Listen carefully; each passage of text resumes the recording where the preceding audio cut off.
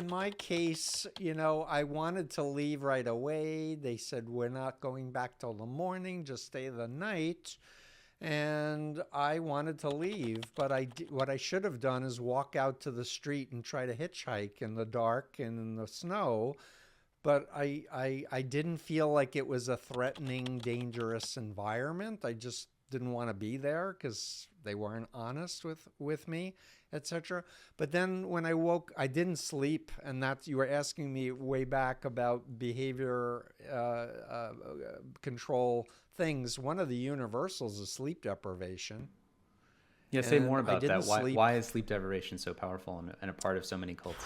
So sleep is one of those things that's been so researched by the military, by NASA, by so many things. It's so central, and I'll say Matthew Walker, Why We Sleep, is a really great book, important book.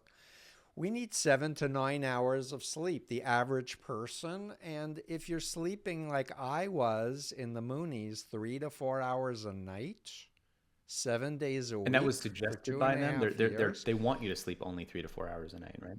yeah, they literally said you should be like father, meaning Sun Myung Moon, who's now deceased. His wife is Hak Jahan is running the cult. Anyway, they were like, father only sleeps 3 to 4 hours a night because the world needs saving. The end times are here.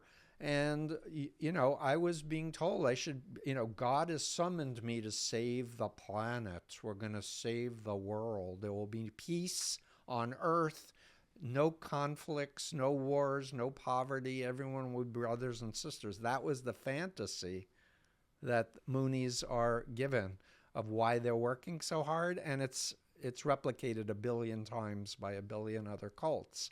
But to answer your question, what happens when you're not sleeping properly is your frontal cortex doesn't function properly, and a lot of your limbic system, your emotional amygdala, etc., is running the show instead of you being able to think clearly.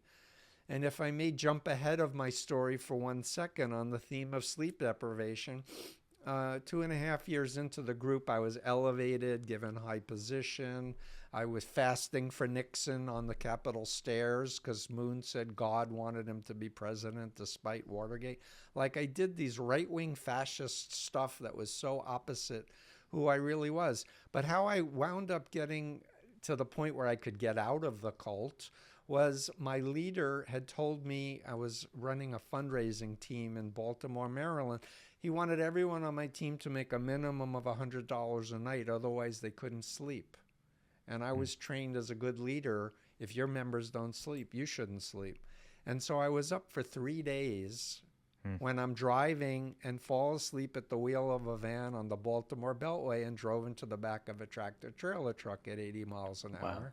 And it took the emergency technicians and fire department and police like a half an hour to rescue me out of the wreckage because they thought it might blow up. I almost died. I was trapped in this van. They thought it was going to blow up. I was in more pain than I had ever felt in my life. I wonder. But the important thing that I want to say is that I survived, and I was in a hospital away from the cult for 2 weeks. I slept, and they did give me some cassette tapes of some speeches of Moon, but after listening to it, each one a couple of times, I had no influences rather, from cult members. So, and it was in that context that I called my sister, who I was always very close with, my sister Thea, who had never said I was in a cult or I was brainwashed. My older sister Steph did, and my parents, so they were satanic, and I was under orders never to tell them where I You were told was they were or to satanic talk to by the them. Moonies, right? They convinced By you the that your own family Moonies. was satanic. Yeah. They need to isolate you from the people who actually have the power to influence you back to reality, is what it was. And anyway, I called my sister, and she said, oh, you have a nephew you haven't met yet. I want him to know his Uncle Stevie. Come home and visit. I'm like, I have this cast on my leg from my toes to my groin. She's like, I'll take care of you. And I said, don't tell the parents. Don't tell Stefan. I can arrange it because I'm a leader. And thank God she told my parents. and they had lined up some ex-Moonies. And I got to my sister's house, and what do you know? The crutches got taken away, and all these ex-Moonies started coming into my sister's living room.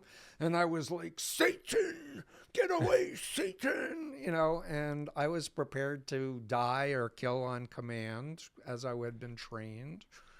And I almost snapped my father's neck on the Long Island Expressway when they needed to move me from my sister's house. I snapped into my programming, which was kill your father because it's better to die than lose your connection to Father and God and salvation. Fortunately, I didn't do it, not because I wouldn't, but just because I was so sure I was the ideal member. I was a fanatic, and I didn't think they could break me and get me out of the group. I think in your book you mentioned, because previously you were talking about the way out of blind faith is multiple perspectives, that there's something your father said right then that sort of helped you for the first time, you said, in months, start to see through his eyes. I'm curious if you could take there before we get into the full story of what are the elements of stepping away from undue influence. Sure. Sitting on the back seat of the car, my father was turned around from the driver's seat, and he looked me in the eye and he started to cry. And I saw my father cry once before when my grandmother died. And he said, how would you feel if it was your son, your only son, who met a group of people, got into a controversial group, dropped out of college, quit his job, and disappeared? How would you feel, Steve? And the force of his tears made me step out of my Mooney identity into the old Steve, who was like, my dad really loves me. Yeah. He's really suffering. I know I have the truth. I know I'm following God, but he's really worried about me. So I said to him, I'd probably be doing what you're doing now, even though I was convinced he was brainwashed by the communist media against the group. And I said, I'd probably be doing what you're doing now. What do you want from me? He said, we just want you to listen for the next few days. And if you want to go back, I'll drive you there myself. But at least your mother and I will be able to sleep at night knowing we did the responsible thing. So what happened was then it was a challenge, a test, and I wanted to prove that I wasn't brainwashed and I wasn't in a cult.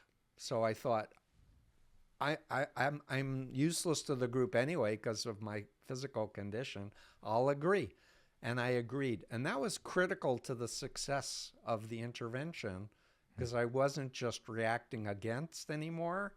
And the former members, one of whom I had recruited into the cult and was my spiritual daughter, air quotes, over time, as they were educating me about what is brainwashing, what is mind control, telling me stories of their own experiences.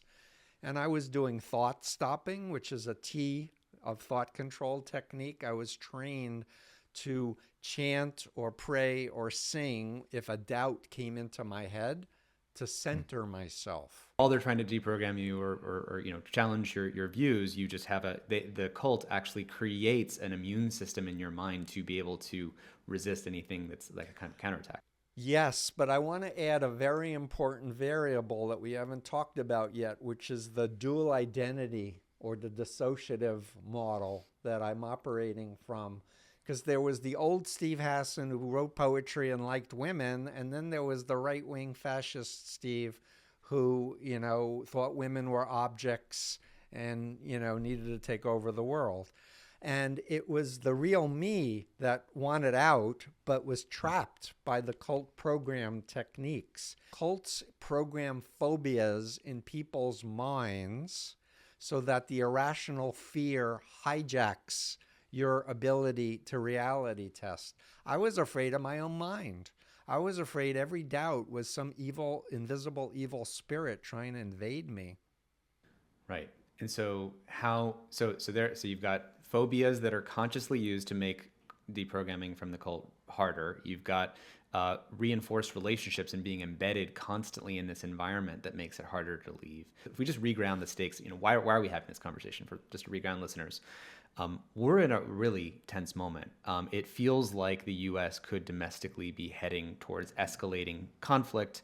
Some might say closer and closer to civil war, not in the ways that I think the 1800s would recognize. So given those stakes, and that part of the thing that would drive us towards that kind of domestic conflict, right, is the certainty with which each different cult coming out of the cult factory of the last 10 years of social media driving us down these more extreme rabbit holes on every side with every niche belief, micro-targeted to us. I think listeners of this podcast probably have family members who they can think about who they've kind of lost because they've gone down some rabbit hole. They find it very hard to talk to them. The real sort of $1 trillion question, because it's essential for being able to back away from the prospect of a domestic conflict, civil war type scenario, is how do we get out of this? And you have something called the strategic interactive approach.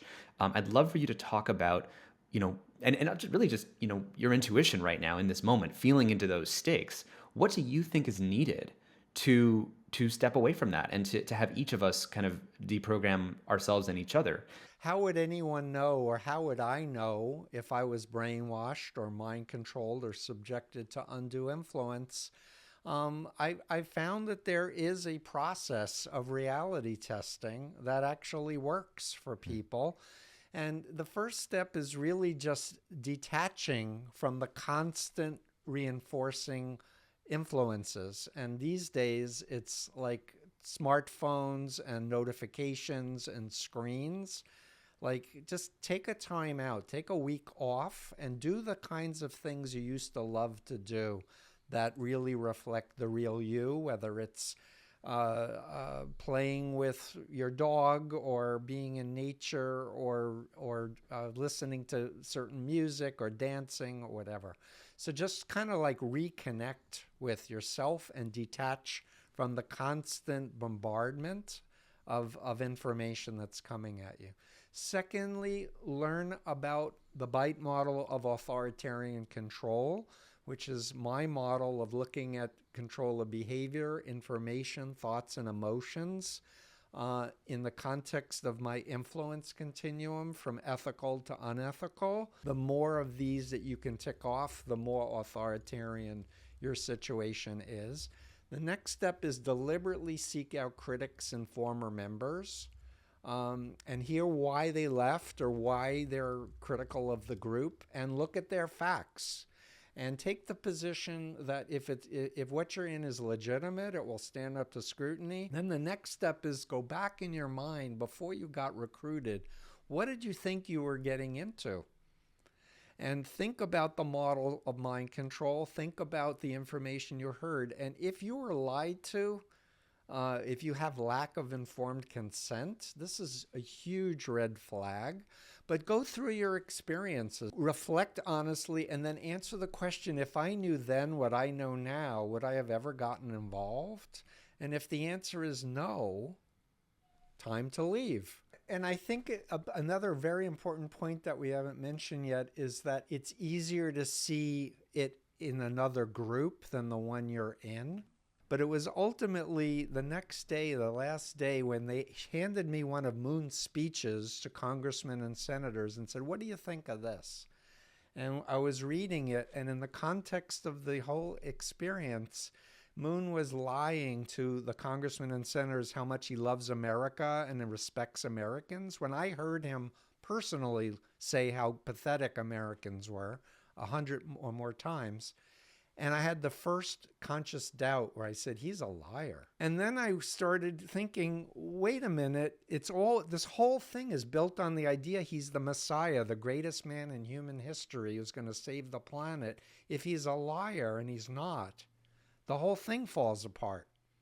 And then I cried for 3 hours. So over 45 years, what I've evolved to, and especially because the internet changed the whole ball game, what I've come up with is that the people who have the most influence are the family members and friends of the person.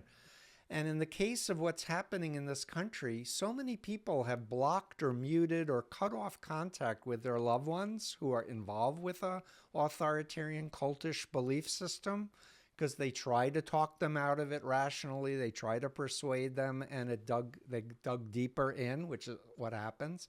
So my whole coaching is how to help people understand effective ways to interact with their loved one. And the single most powerful, important technique is asking a good question respectfully and waiting for an answer and following up. What's an example of that? Here's a hypothetical I've used in actual cases. So I'm talking to a member of a cult and I give them a what if.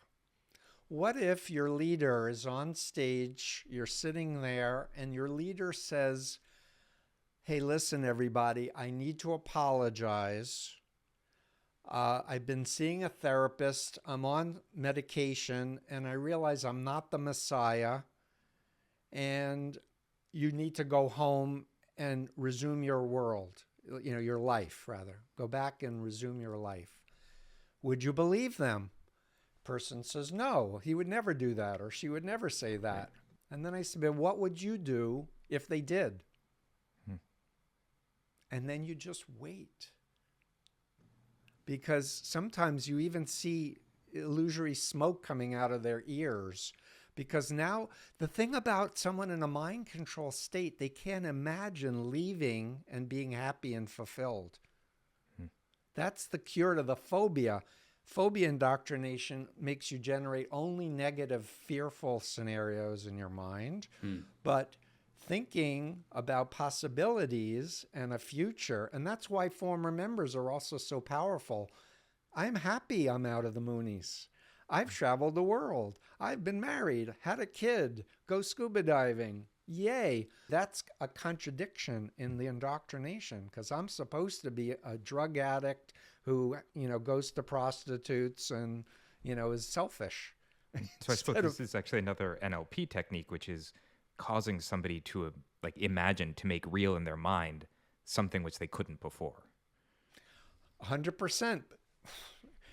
So the imagination is what helps us be creative and evolve, but it can be used against us in a weaponized way by basically bad actors who are authoritarians, who deliberately want to stir conflict. Now, what needs to happen on a meta scale, and we need high-tech wisdom and technology to figure out how to do this. And I'll add that there are millions of former cult members like me that are walking around but are stigmatized not to share their stories. We need to have a high-tech platform that can help people to reality test in a non-threatening way where they're empowered.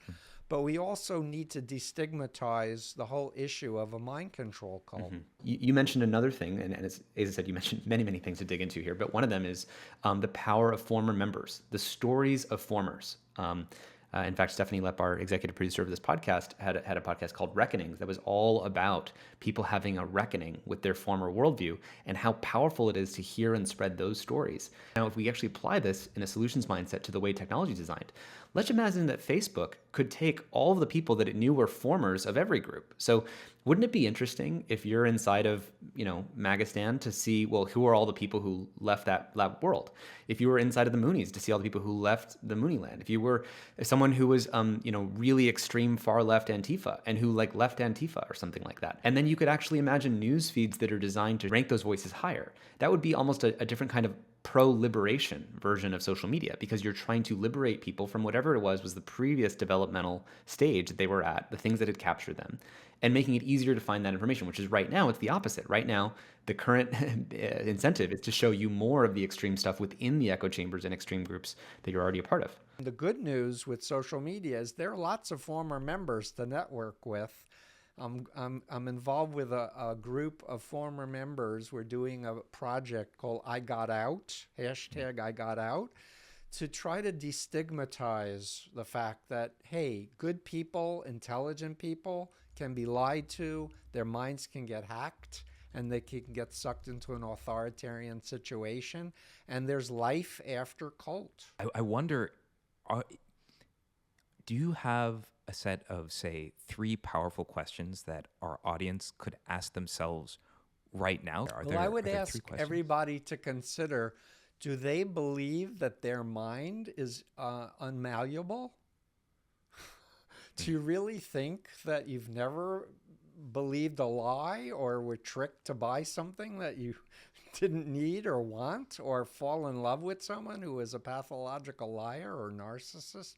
I mean, reflect honestly over your life. I would ask people to consider, are they afraid of making a change in their life? And if so, what's the worst fear? That people will say, I told you so. Steve, I told you it was a cult. And that's what I got when I left. And I'm like, I wish I had listened to you. I'm so sorry, right? But the thing is so what?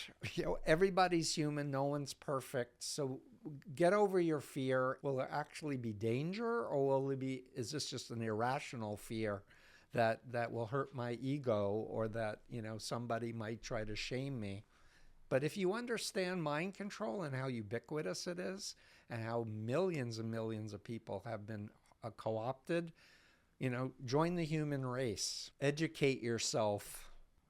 Well, Stephen, I feel like we have barely even begun to scout the territory of where these conversations can go. It's incredibly important work, increasingly important. And I just really thank you for coming onto Your Undivided Attention. It's been an honor, and I look forward to listening to your work and being together again.